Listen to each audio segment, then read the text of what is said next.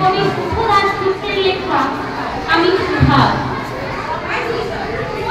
তোমার পাথরে দিয়েছি মালা, এত মালা এত ফুল তুমি ঢাকা পড়ে গেছো। তুমি পাথর না বলে রাগ করতে। 56 বছর আগের এক মধ্যরাতে এলগিন রোডের 3 তলার ঘরে আলো জ্বলছিল। চাদর গায়ের এক ছায়ামূর্তি পায়চারি করছিল অবিরাম। বাইরের রাস্তায় ইংরেজ পুলিশের চর সতর্ক সজাগ হতে দেখছিল। তার সব সতর্কতাকে গুচ্ছ বানিয়ে তুমি তখন অন্ধকার ছিঁড়ে ছুটে চলেছ আলোর পথে। দেশের মানুষ কাকপক্ষী কেউ দেখায়নি।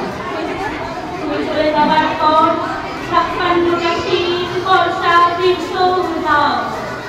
তুমিও সেই থেকে প্রত্যেক জানুয়ারিতে পৃথিবীর এপাড়া ওপাড়া সব মাটিতে তোমার অনন্তর পায়ের ছাপ।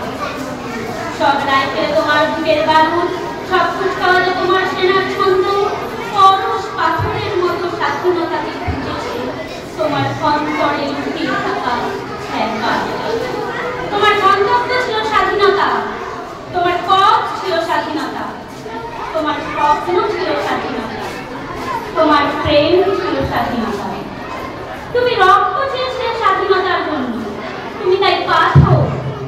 যারা স্বাধীনতার আড়ালে চেয়েছিল গদি, চেয়েছিল সিংহাসন, ইংরেজের ছেড়ে যাওয়া লুটের রাজ্যপাল, তারা রইল ভারতবর্ষের টাকায় তাদের, তোমার ভারতবর্ষের অফিসে আদালতে তাদের, তোমার ভারতবর্ষের সংবিধানে তাদের শৈশব, তোমার।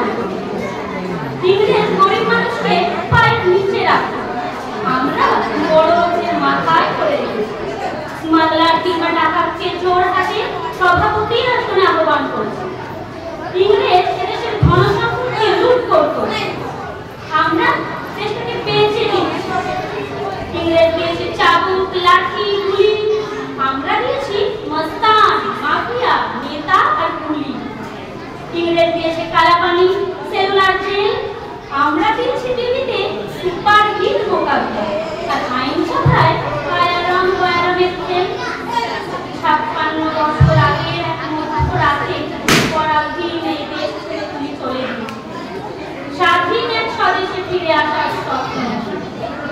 তুমি ফিরে আসোনি, স্বাধীনতা এসেছে তার কাঁধে ঝুলি ধরে নিয়ে।